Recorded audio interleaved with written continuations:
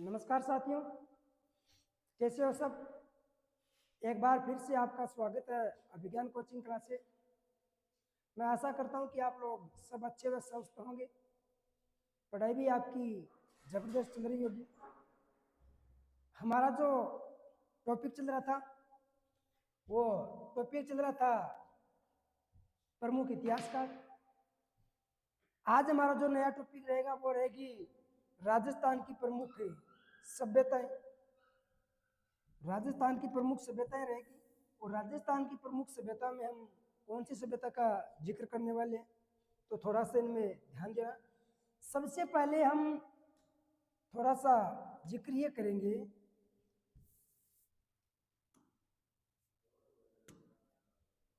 श्री गंगानगर है। सबसे पहले देखेंगे श्री गंगानगर में कौन सी सभ्यता है, तो ध्यान देना। श्री गंगानगर की मैं बात करूं तो सबसे पहले आपको ये याद रखना, एक सभ्यता का नाम है चकचौरासी। सभ्यता का नाम क्या है? चकचौरासी। और ये जो चकचौरासी सभ्यता है ये आपकी गंगानगर में है, ये याद रखना। दूसरी बात यहां से आपको याद रखना है डेरा। कौन सी सभ्यता होगी? डेरा सभ्यता। एक हो जाएगी सभ्यता अनूपगढ़।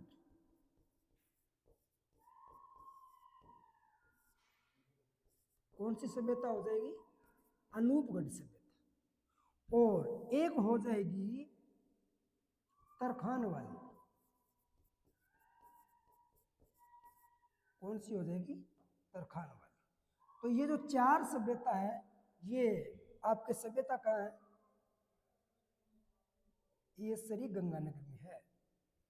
इसको मैं थोड़ा छोटा कर देता हूँ। ये चारों की चारों जो सभ्यता है ये आपकी कहाँ है? श्री गंगानगर में है, ये याद रखना। ये चारों की जो चारों सभ्यता है ये कहाँ है? गंगानगर में। इतनी बात आपको याद करनी है। दोबारा देखना, चकचौरासी, डेरा सभ्यता, अनूपगढ़ और तरखान वाली। फिर अगर मैं बात करूं बीकानेर, तो बीकानेर में याद रखना मित्रों एक सभ्यता होगी, सभ्यता का नाम है पुंगल। कौन सी सभ्यता है? पुंगल जो सभ्यता है ये आपकी बीकानेर में। एक सभ्यता होगी सावनिया। ये जो सावनिया सभ्यता ये भी आपके बीकानेर में।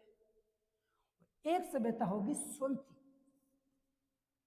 सोलती सभ्यता ये भी कहाँ होगी? बीकानेर। तो तीन इनका ध्यान रखना है। फिर अगर बात करें हनुमानगढ़ की, तो मित्रों हनुमानगढ़ में एक सभ्यता नाम है कालीबंगा। कौन सी सभ्यता होगी? कालीबंगा। एक सभ्यता होगी जिसका नाम है पीलीबंगा। कौन सी सभ्यता हो जाएगी? पीलीबंगा। और एक सभ्यता है जिसका नाम है रंग महल। कौन सा महल है? रंग महल। ये तीनों की तीनों सभ्यता आपकी कहाँ होगी? हनुमानगढ़ में होगी, ये याद रखना है। अब हम इन्हीं सभ्यताओं में जिक्र करने वाले हैं और सबसे पहले जो शुरुआत करेंगे वो करेंगे हम कालीबंगा सभ्यता से। तो आइए जानते हैं कालीबंगा सभ्यता के बारे में। देखो कालीबंगा सभ्यता,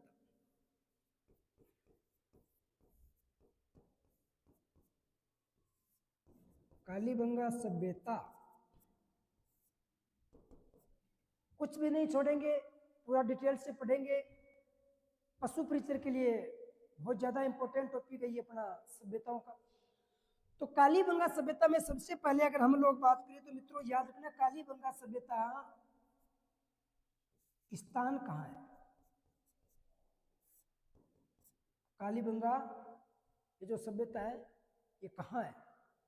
तो कालीबंगा सभ्यता ये हनुमानगढ़ में।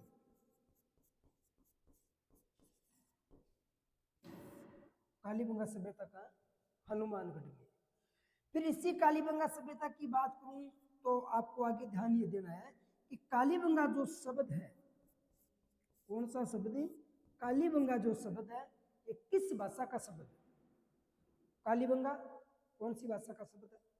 तो ध्यान देना, कालीबंगा जो है ये सिंधी भाषा का शब्द है। कौन सी भाषा का होगा? सिंधी भाषा का शब्द होगा ये, सिंधी भाषा का शब्द। और अगर मैं इस कालीबंगा की बात करूं, कालीबंगा शब्द का अर्थ क्या है? अर्थ तो याद रखना, इसका जो शाब्दिक अर्थ निकल कर आता है वो आता है काले रंग की चूड़ियां, काले रंग की चूड़ियां, काले रंग की चूड़ियां। कालीबंगा शब्द का जो शाब्दिक अर्थ है उसका मतलब ये होगा काले रंग की चूड़ियां। फिर आपसे प्रश्न ये पूछा जा सकता है कि कालीबंगा जो सभ्यता है ये किस नदी के किनारे है? जाहिर सी बात है, जितनी भी सभ्यताओं का विकास हुआ है, खोज हुई है, उत्खनन हुआ है, तो किसी न किसी नदी घाटी के किनारे जरूर मिली है। तो अपनी कालीबंगा भी किसी न किसी नदी घाटी के किनारे तो मिली है। तो ध्यान रहे, कालीबंगा सभ्यता जो है वो अपनी घग्गर नदी के किनारे,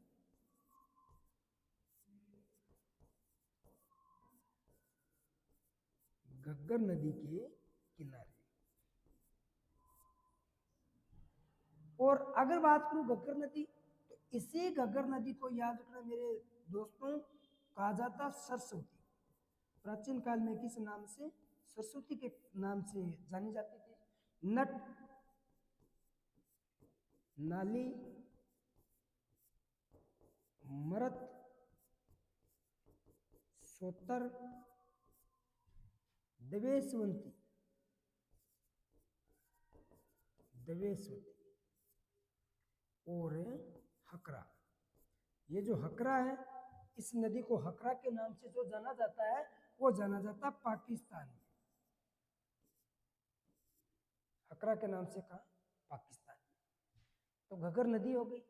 फिर इसी में अगर सभ्यता की बात करूं तो सभ्यता में याद रखना है कि सर्वप्रथम जानकारी किसने दी? सर्वप्रथम जानकारी, सर्वप्रथम जानकारी देने वाले विद्वान कौन थे या पुरातात्विक वेत्ता कौन थे? तो ये भी याद रखना है। सर्वप्रथम जानकारी देने वाले जो विद्वान या पुरातात्विक थे उनका नाम था मित्रों डॉक्टर एल.पी. टेसीटोरी, एल.पी. टेसीटोरी। इन्हें टेसीटोरी भी कहा जाता है। तो एल.पी. टेसीटोरी के द्वारा सर्वप्रथम क्या दी गई थी? कालीबंगा की जानकारी दी गई थी। फिर इसी कालीबंगा के बारे में आगे ध्यान रखना। हाँ, एल.पी. टेसीटोरी अगर आपसे पूछ ले कि कहाँ पे थे, तो याद रखना इनका ये थे उदीने, इटली के। कहाँ के थे? उदीने, इटली के थे। यह एक इतिहासकार थे, ये पुरातात्विक वेत्ता भी थे, ये भारत में आए थे। एल.पी. टेसीटोरी भारत में आए थे। डॉक्टर अब्राहम गिरीसन ने इनको बुलाया था। सर्वप्रथम भारत में दिल्ली आए थे। दिल्ली आने के बाद में राजस्थान में सर्वप्रथम ये आए तो जोधपुर आए थे, मारवाड़ राज्य में। कुछ समय के बाद में बीकानेर चले गए और बीकानेर के महाराजा गंगा सिंह के दरबार में रहे। इन्हीं एल.पी. टेसीटोरी के बारे में बताया जाता है कि जो बीकानेर संग्रहालय वो इन्हीं की देन है। इन्होंने चारणों के साहित्यों का वर्णन किया था। राजस्थानी भाषा को इन्होंने 2 भागों में बांटा था और सर्वप्रथम कालीबंगा की जानकारी भी यही देते हैं। फिर अगर इसी में एल.पी. टेसीटोरी की बात करें तो मित्रों इनकी मृत्यु भी यही होती है और इनकी जो कब्र बनी हुई है वो भी अपने बीकानेर में बनी हुई है। गंगा सिंह के दरबार में ही रहे थे। अब इन्हीं सभ्यता की अगर बात करें तो आपसे मित्रों प्रश्न पूछा जा सकता है, पूछा जा सकता नहीं, पूछा गया बहुत बार कि खोजकर्ता कौन थे? खोजकर्ता, कालीबंगा सभ्यता के खोजकर्ता। तो याद रखना, कालीबंगा सभ्यता के जो खोजकर्ता थे मित्रों वो थे अमलानंद घोष। अमलानंद घोष। और अमलानंद घोष ने 1952 में इसकी खोज की थी, 51-52 में। तो याद रखना कालीबंगा जो सभ्यता है ये स्वतंत्रता के पश्चात यानी आजादी के पश्चात खोदी गई राजस्थान का प्रथम सभ्य स्थल है, यानी सिंधु घाटी सभ्यता का जो प्रथम सभ्य स्थल है वो अपने कालीबंगा होगा। अमलानंद घोष के द्वारा 1952 में क्या की गई थी, खोज की गई थी। फिर इसी में आपको याद रखना है कि उत्खनन किसने किया था, उत्खनन करता। तो कालीबंगा सभ्यता में मेरे बच्चों दो व्यक्तियों के नाम आते हैं। एक व्यक्ति का नाम निकल कर आया बरजवासी लाल, क्या नाम, बरजवासी लाल। और दूसरे व्यक्ति का नाम था बालकृष्ण थापर, बालकृष्ण थापर। इस बरजवासी लाल को बीवी लाल के नाम से भी जाना जाता है और बालकृष्ण थापर को बिक्के थापर के नाम से भी जाना जाता है, यह भी ध्यान में रख लेना। इस कालीबंगा सभ्यता के बारे में आपको याद रखना है कि इसका जब उत्खनन किया गया था, इन दोनों व्यक्तियों के द्वारा उत्खनन किया गया था मेरे दोस्तों 1961। शुरुआत हुई थी 1961 में और 1969 तक कालीबंगा सभ्यता का क्या हुआ था, उत्खनन हुआ था, यह भी ध्यान में रखना है। दोबारा देखना, कालीबंगा सभ्यता हनुमानगढ़ में स्थित है। कालीबंगा जो शब्द है ये सिंधी भाषा का शब्द है और इस कालीबंगा शब्द का जो अर्थ है वो काले रंग की चूड़ियां। नदी घग्गर नदी के किनारे, और घग्गर नदी को प्राचीन काल में सरस्वती के नाम से भी जाना जाता था। नट नाली मर्द सोतर द्वेषवंती हकरा ये सब इसके उपनाम है। और सर्वप्रथम जानकारी देने वाले डॉक्टर एल पी तेसीतोरी उदीने इटली के थे, 1887 में जन्म होता है इनका। खोजकर्ता अमलानंद घोष 1952 में इसकी खोज की थी। उत्खनन करता बरजवासी लाल बीवी लाल के नाम से जाने गए, बालकृष्ण थापर बिक्के थापर के नाम से जाने गए। और 1961 से 69 के मध्य आपके कालीबंगा सभ्यता की क्या की गई थी, खोज की गई थी, यह भी ध्यान में रखना है। अब अगर मैं बात करूं इस कालीबंगा सभ्यता की तो विशेषताओं के बारे में देखें। अब आगे देखना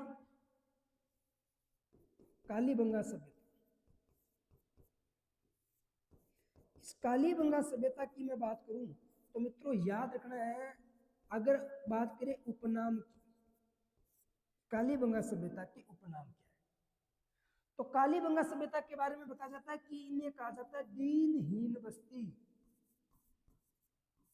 दीनहीन सभ्यता कह दो चाहे कोई दिक्कत नहीं है, दीनहीन सभ्यता कहा जाता है आपकी कालीबंगा सभ्यता। फिर आगे और ध्यान दे देना, इसी सभ्यता को कहा जाता है नगरीय सभ्यता। क्या कहा जाता है, नगरीय सभ्यता। मित्रों यहीं पर नगरों का प्रमाण मिला है, नगर का प्रमाण मिला है, ग्रामीण सभ्यता नहीं है, नगरीय सभ्यता है। ये जो कालीबंगा सभ्यता है ये कांस्य युगीन सभ्यता है।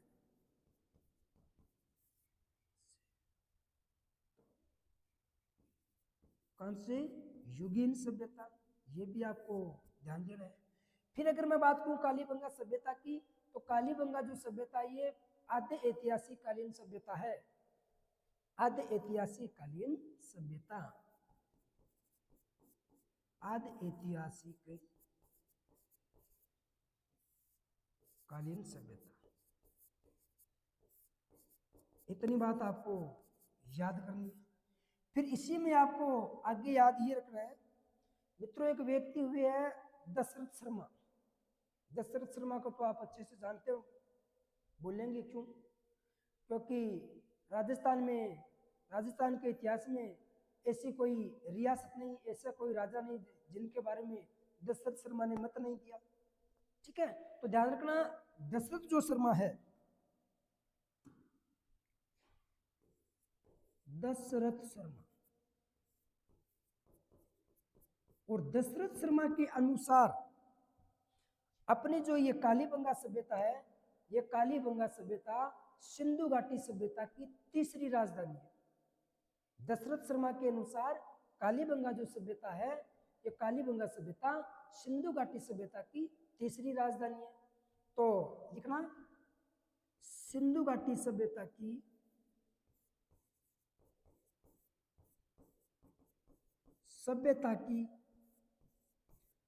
तीसरी राजधानी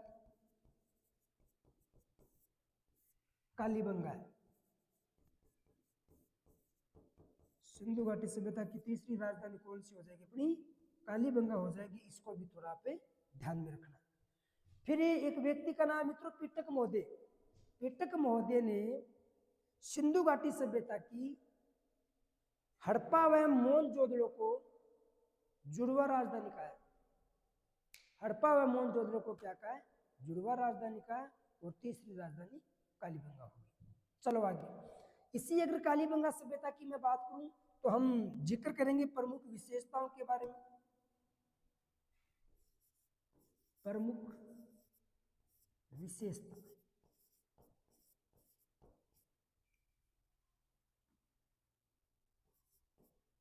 प्रमुख विशेषता में देखेंगे यहां से आपको क्या मिला, क्या नहीं मिला, कैसे मिला, देखना। इस कालीबंगा सभ्यता के बारे में ध्यान रखना मित्रों। ये जो कालीबंगा सभ्यता है, ये कालीबंगा मात्र सत्तात्मक सभ्यता है। क्या ये मात्र सत्तात्मक सभ्यता है? तो मात्र सत्तात्मक तो मैं यही लिख सकता हूं, मात्र सत्तात्मक। घर का जो मुख्य था वो पिता न होकर कौन था? माता हुआ करता था। अगर इस सभ्यता की बात करें काल की, टाइम, काल, समय, समय, तो ध्यान देना इसका जो समय माना जाता है, काल माना जाता है, वो 2350 ईसा पूर्व से 1750 से ईसा पूर्व माना जाता है। ये आपको ध्यान दे लेना है। लगभग 4-4.5 वर्ष पुरानी सभ्यता है कालीबंगा, जो घग्गर नदी के किनारे हनुमानगढ़ में है। और ये जो टाइम का ये जो इसका पता लगाया गया है, ये मित्रों याद रखना C14 कार्बन पद्धति से टाइम निर्धारित किया जाता है। तो 2350 ईसा पूर्व से 1750 ईसा पूर्व इसका जो था वो काल रहा था। इसी अगर सभ्यता की प्रमुख विशेषता की मैं जिक्र करूं तो कालीबंगा जो सभ्यता है, इस कालीबंगा सभ्यता से मित्रों हम लोगों को मिले हैं जूते हुए खेत के प्रमाण। ध्यान देना, जूते हुए खेत के प्रमाण। तो जूते हुए खेत के प्रमाण कौन सी सभ्यता से मिली है? तो कालीबंगा से मिली है। इसमें एक चीज और याद रखना, एकमात्र, एकमात्र कालीबंगा सभ्यता से जूते हुए खेत के प्रमाण मिले, एकमात्र यहीं से मिले। फिर इसी कालीबंगा सभ्यता से आगे और याद रखना, यहीं से मित्रों हमें मिली है शल्य चिकित्सा की जानकारी। शल्य चिकित्सा की जानकारी, इनको आप याद रखना है। कालीबंगा सभ्यता के बारे में बताया जाता है कि शल्य चिकित्सा की जानकारी मिली है, यहीं से मिली आपको शल्य चिकित्सा की जानकारी। बोले तो आपको बताऊं तो याद रखना, यहीं से मिली आपको, यहीं से मिली एक बच्चे की खोपड़ी। इसकी बच्चे की खोपड़ी मिली आपको यहां से, याद रखना। और बच्चे की जो खोपड़ी मिली है, उस बच्चे की खोपड़ी में 6 छेद मिले हैं। कितने छेद?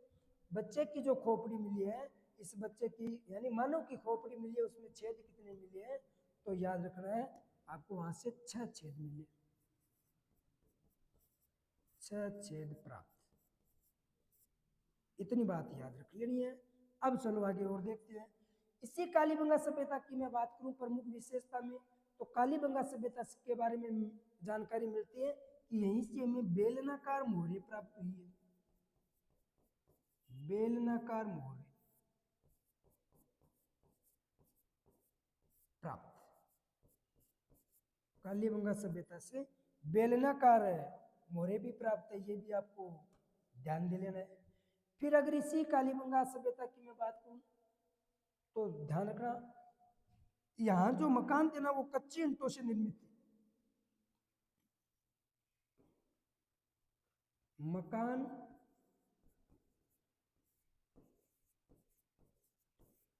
कच्ची ईंटों से निर्मित। कालीबंगा के जो मकान था, ये जो मकान था ये कच्ची ईंटों से निर्मित है। और यहीं पर आपको याद क्या रखना है मित्रों, जो मकान मिला है हमें, सड़कें भी मिली है वहां।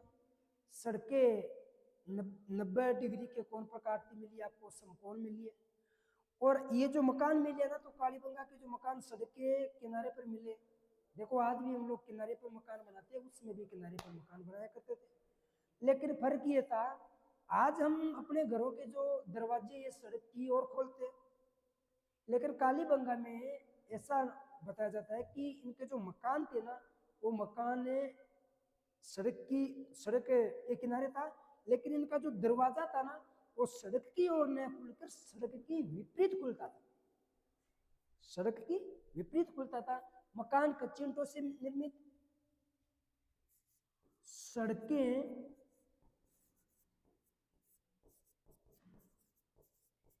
समकोण पर काटती मिली।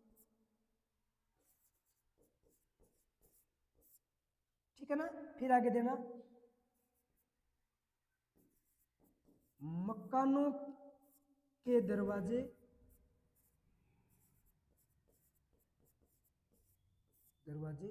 सड़क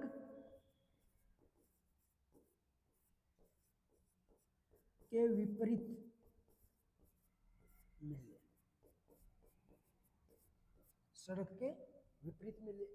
अब यहीं से आपको आगे और ध्यान देना है मित्रों, यहीं से आपको जानकारी मिलती है कि जो कालीबंगा सभ्यता है, इस कालीबंगा सभ्यता में विश्व में सर्वप्रथम भूकंप के अवशेष मिले। सर्वप्रथम भूकंप के अवशेष, सर्वप्रथम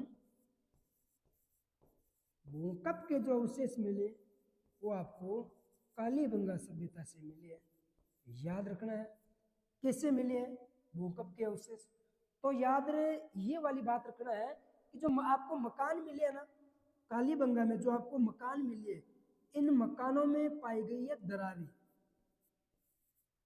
दरारें पाई गई, मकानों में क्या पाई गई? दरारें पाई गई, जिससे अनुमान लगाया जाता है कि हो सकता है यहाँ पर क्या आया होगा, भूकंप आया होगा। फिर इसी सभ्यता की मैं बात करूं तो मित्रों, कालीबंगा जो सभ्यता है, कालीबंगा सभ्यता दो भागों में मिली। एक रेतीला भाग था, जिस प्रकार से सिंधु घाटी मिली है वैसे ही कालीबंगा। एक रेतीला भाग, टिल्ले का ऊपर का भाग, एक नीचे का भाग। इसके जो दो भाग है, जिसमें एक मिला है मित्रों दुर्गीकृत। क्या मिला है? दुर्गीकृत। और दूसरा मिला अदुर्गीकृत।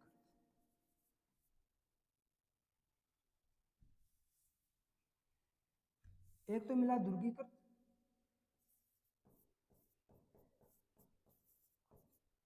और दूसरा मिला अदुर्गीकृत। अदुर्गीकृत। तो जो बड़े बड़े दुर्ग मिले हैं, अब याद रखना है, सर्वप्रथम अगर दुर्गों के अवशेष मिले हैं अपने यहाँ, तो याद रखना सर्वप्रथम दुर्गों के अवशेष सिंधु घाटी सभ्यता से मिले, और ये भी सिंधु घाटी सभ्यता का ही भाग था। और अगर मैं राजस्थान की बात करूं कि राजस्थान में सर्वप्रथम कौन सा दुर्ग बनाया गया था, तो ये चीज मुझे आप बताना कमेंट के जरिए कि राजस्थान का सर्वप्रथम किला कौन सा था। तो यहाँ पर दुर्गीकृत एक भाग मिला और दूसरा मिला अदुर्गीकृत। जो दुर्गीकृत मिला है, तो हो सकता है कि यहाँ पर कोई सरकारी कर्मचारी वगैरह रहते होंगे, यहाँ की जो प्रशासनिक स्थिति यहाँ से चलाया करते थे, ये सब बताया जाता है। फिर इसी अगर सिंधु कालीबंगा सभ्यता की मैं बात करूं तो यहाँ से आपको और क्या मिला है, तो याद रखना मित्रों, यहीं से जो जानकारी मिलती है। अगर मैं बात करूं यहाँ की प्रमुख फसल, यहाँ की फसलें कौन सी प्रमुख फसल, तो प्रमुख फसल में आपको ध्यान देना है, यहाँ जो प्रमुख फसल थी वो थी जौ। एक तो थी जौ और एक गेहूं। इनके अलावा सरसों, चना, कपास, ये जो इनकी क्या थी, प्रमुख फसल थी। अब ध्यान देना, ये जो कपास है, इस कपास को यहां सिडन कहा जाता था। कपास को क्या कहा जाता था, तो कपास को सिडन कहा जाता था। ये बात आपको याद करनी। फिर दूसरी बात आपको याद ये रखनी है, गेहूं और जौ है ना, ऐसा बताया जाता है कि यहाँ के जो लोग गेहूं और जौ को एक साथ बोया करते थे। कालीबंगा के जो लोग थे ना, गेहूं और जौ को क्या किया करते थे, एक साथ बोआ करते थे। मान लो कि ये मैंने आप गेहूं की बुआई कर दी, इसकी बुआई की है गेहूं की, और फिर ये लोग क्या करते थे, बुआई करते थे जौ की, इस प्रकार से। यानी कालीबंगा सभ्यता के जो लोग हैं ना, गेहूं और जौ को एक साथ बोया करते थे। ये आपको याद है, रख लेना है, याद कर लिया होगा। गेहूं और जौ को एक साथ बोया करते थे, ये यहाँ की प्रमुख फसल थी। फिर अगर मैं बात करें प्रमुख पशु, अगर मैं बात करूं यहाँ के जो प्रमुख पशु थे ना, प्रमुख पशु, एक मिनट, अब देखना प्रमुख पशु, तो मैं लिख देता हूं, जानवर लिख देते, कोई बात नहीं भाई, पशु लिख देते। तो एक चीज याद रखना, यहाँ का जो प्रमुख जानवर थे वो था मित्रों, प्रमुख अगर प्रिय जानवर की बात करूं तो मैं कुत्ता था। प्रिय जानवर कौन सा था, कुत्ता था। एक चीज याद करना, मानव का पहला जो पालतू पशु है ना, वो कुत्ता ही है। अगर मैं बात करूं यहाँ की प्रमुख पशुओं की, तो प्रमुख पशुओं में आपको याद रखना, देखो गाय थी, भैंस थी, भेड़ भी थी, बकरी। अब एक चीज बताना मुझे, पशु परीक्षण की तैयारी कर रहे हो आप, तो आप कमेंट के जरिए बताना कि गाय अनुसंधान केंद्र कहाँ है राजस्थान में, भैंस अनुसंधान केंद्र कहाँ है राजस्थान में, भेड़ अनुसंधान कहाँ है, और बकरी अनुसंधान कहाँ है। ये 4 क्वेश्चन है, ये चारों के चारों क्लियर करने हैं। देखता हूँ कमेंट में सबसे पहले कौन है जवाब देता है। तो ये यहाँ का क्या था, प्रमुख जान पशु हुआ करते थे। अब एक चीज याद रखना, इस कालीबंगा सभ्यता के बारे में बताया जाता है कि कालीबंगा सभ्यता के जो लोग हैं ये घोड़े से अपरिचित थे। कालीबंगा सभ्यता के लोग थे वो घोड़े से क्या थे, अपरिचित थे। मैं ये बात लिख दूंगा यहाँ कि कालीबंगा के लोग, कालीबंगा सभ्यता के लोग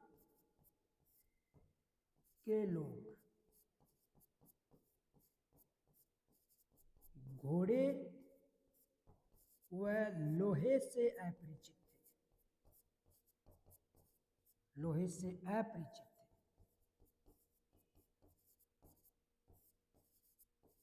अब देखो मजे की बात आपको बताऊं यहाँ कि देखो घोड़े से ये लोग क्या थे, अपरिचित थे, और लोहे से भी अपरिचित थे। लेकिन यहां से एक चीज मिली आपको, यहाँ ऐसा बताया जाता है कि कालीबंगा सभ्यता में एक घोड़े की हड्डी मिली है। घोड़े की हड्डी के जो अवशेष मिले हैं वो हमें कालीबंगा सभ्यता से मिले हैं, लेकिन बताया जाता है कि घोड़े से ये लोग क्या थे, अपरिचित थे। तो मैं लिख सकता हूं यहाँ कि कालीबंगा से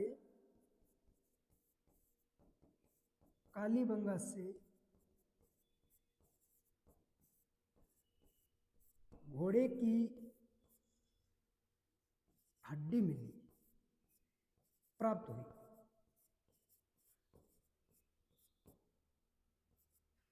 कालीबंगा सभ्यता से आपको घोड़े की हड्डी के अवशेष मिले, लेकिन ये लोग क्या थे, घोड़े व लोहे से क्या थे, अपरिचित थे। इस बात को आप ध्यान में रखना। फिर इसी में हम आगे और देखेंगे, पहले हम लिख लेते हैं कालीबंगा, कालीबंगा सभ्यता।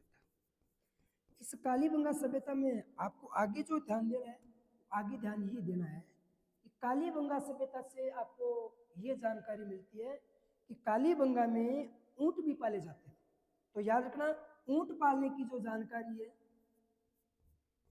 ऊंट पालने की जानकारी, ऊंट पालने की जानकारी प्राप्त। कौन सी सभ्यता से? कालीबंगा की सभ्यता से। कालीबंगा में ऊंट पालने की जानकारी मिलती है। अब एक चीज याद रखना कि अगर मैं बात करूं भारत में ऊंट लाने का श्रेय किन्हें दिया जाता है, तो ध्यान रखना मेरे दोस्तों, भारत में ऊंट लाने का श्रेय दिया जाता है अरबों को। अरबों ने पहली बार भारत में ऊंट लेकर आए थे। अगर मैं बात करूं किसी सभ्यता की कि वह कौन सी सभ्यता है जिसमें आपको ऊंटों की जानकारी मिलती है, अपनी कालीबंगा सभ्यता हो जाएगी, कर लेना याद। अगर यहाँ से मैं बात करूं कि राजस्थान में ऊंट लाने का श्रेय किसे दिया जाता है, तो राजस्थान में ऊंट लाने का श्रेय दिया जाता है लोक देवता पाबू जी को। किसको दिया जाता है? लोक देवता पाबू जी को दिया जाता है। अब मुझे एक चीज बता देना कि जो ऊंट पालक जाति होती है वो कौन सी होती है, ये याद रखना आपको। तो ऊंट लाने का श्रेय दिया जाता है लोक देवता पाबू जी को। और अगर सभ्यता की मैं बात करूं तो आपको ऊंट पालने की जानकारी कहां से मिली है? कालीबंगा सभ्यता से मिली है। फिर इन्हीं में आपको आगे याद रखना कालीबंगा में और यहाँ से क्या मिला है, तो याद रखना मित्रों, यहाँ से मिला है आपको आयताकार कब्रिस्तान, आयताकार कब्र। क्या मिली है? आयताकार कब्र मिली है। कहाँ से? कालीबंगा से। तो कालीबंगा के बारे में जानकारी मिलती है कि कालीबंगा के जो लोग शव को जलाते नहीं थे, कालीबंगा के जो लोग थे वो शव को दफनाते थे। अगर आपसे प्रश्न पूछ लिया जाए कि कालीबंगा सभ्यता के लोग शव को कितने प्रकार से दफनाया करते थे, तो याद रखना शव को 3 प्रकार से दफनाया करते थे।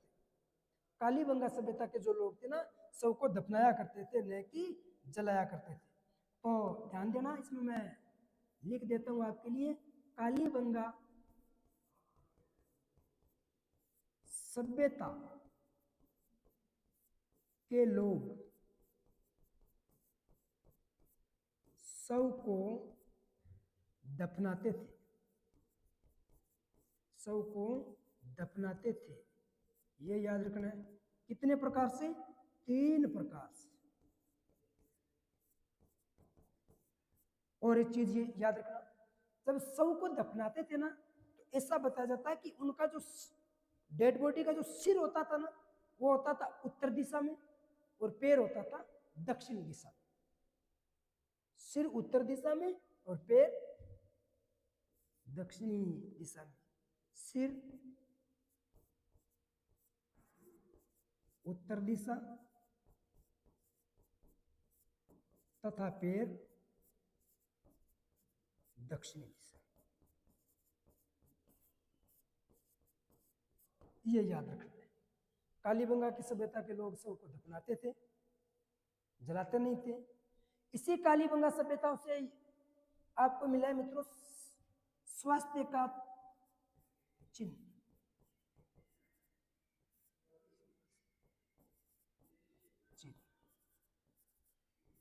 इसी कालीबंगा सभ्यता से आपको मिली है हवन कुंड।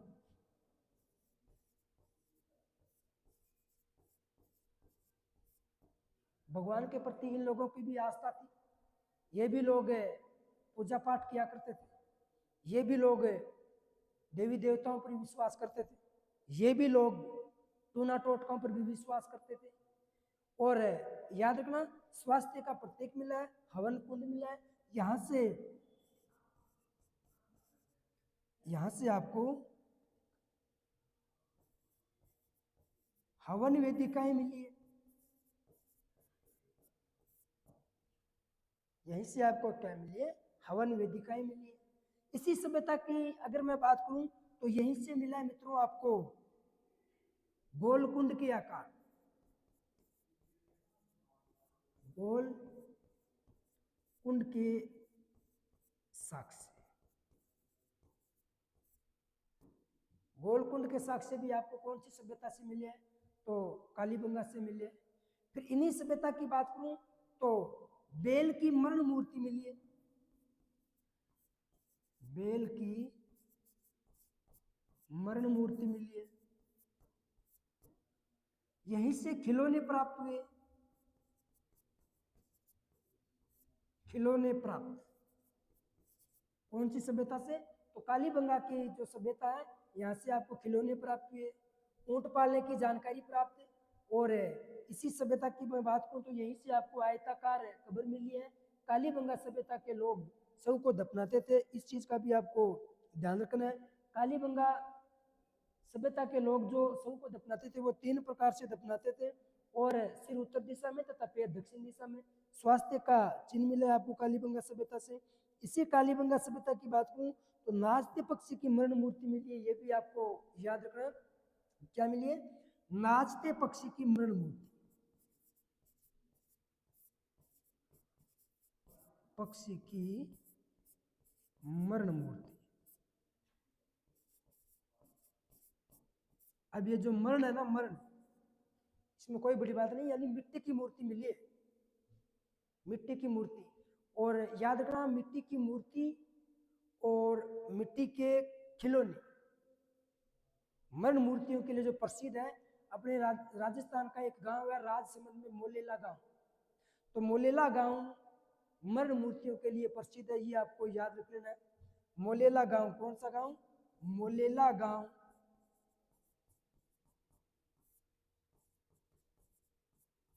कहां पड़ता है? राजसमंद में पड़ता है मोलेला गांव, राजसमंद। मरण मूर्तियों के लिए प्रसिद्ध है, मरण मूर्तियों के लिए प्रसिद्ध है। अब यहां से एक चीज और बता देता हूं आपको। देखो, मोलेला गांव है, ध्यान देना, आप बताना मुझे। मोलेला गांव है, इस मोलेला गांव में के पास में युद्ध हुआ था, हल्दी घाटी का युद्ध। तो इस मोलेला गांव में अकबर की सेना ने पड़ाव डाला था या महाराणा प्रताप की सेना ने पड़ाव डाला था, जी आप मुझे बताना। यानी मानसिंह की सेना ने डाला या फिर महाराणा प्रताप की सेना ने डाला, कमेंट के जरिए बताना, वरना मैं आपको कल बताऊंगा। तो मोलेला गांव राजसमंद ये मरण मूर्तियों के लिए प्रसिद्ध है। और यहाँ पर नाचते पक्षी की क्या मिली है? मरण मूर्ति मिली है, आपकी सभ्यता से मिली है। फिर गाय का मुखाकृति वाले प्याले मिले, यानी गाय के समान, गाय के मुखाकृति प्याले, गाय के मुंह के समान जो प्याले मिले वो आपको कौन सी सभ्यता से मिले? कालीबंगा सभ्यता से मिली है, ये इस चीज का आपको ध्यान देना है। फिर अगर इसी में कालीबंगा सभ्यता की बात करूं तो कालीबंगा सभ्यता में आपको याद रखना है, लाल रंग मर्दबान मिले, लाल रंग के मर्दबान मिले आपको। यहां से यहां लिख देता हूं, लाल रंग के मर्दबान, लाल रंग के मर्दबान कौन सी सभ्यता से? कालीबंगा सभ्यता से मिले। इनके बारे में भी आपको ध्यान दे लेना, इस सभ्यता के बारे में। और इसी अगर सभ्यता की मैं बात करूं तो यहीं से मित्रों आपको और भी बहुत सारी जानकारी मिलती है। इस सभ्यता के बारे में लगभग हमने जिक्र कर लिया, और भी थोड़ा बहुत बचा तो और देख लेंगे। अब एक बार इसको मैं पुनः ब्रेक करता हूं। देखो, सबसे पहले हमने जो जिक्र किया है,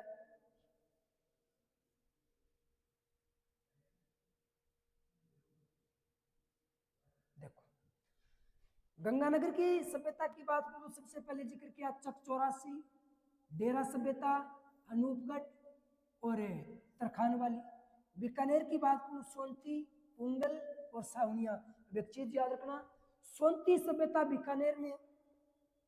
सोनती सभ्यता की खोज अमलानंद घोष ने की थी, और सोनती सभ्यता के बारे में अमलानंद घोष के बारे में कहना है कि सोनती सभ्यता को कालीबंगा प्रथम के नाम से जाना जाता है, ये भी आपको याद रख लेना है।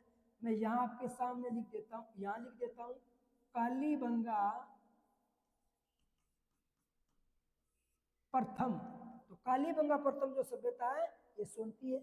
फिर कालीबंगा सभ्यता ये हनुमानगढ़ में, पीलीबंगा भी हनुमानगढ़ में, रंगमहल भी हनुमानगढ़ में, बाकी जयपुर, अलवर, भरतपुर, दौसा, सीकर, झुंझुनू, इनमें भी सभ्यता है, इनका भी हम जिक्र करने वाले हैं। फिर हमने जिक्र किया, शुरुआत की कालीबंगा से। और कालीबंगा की मैं बात करूं तो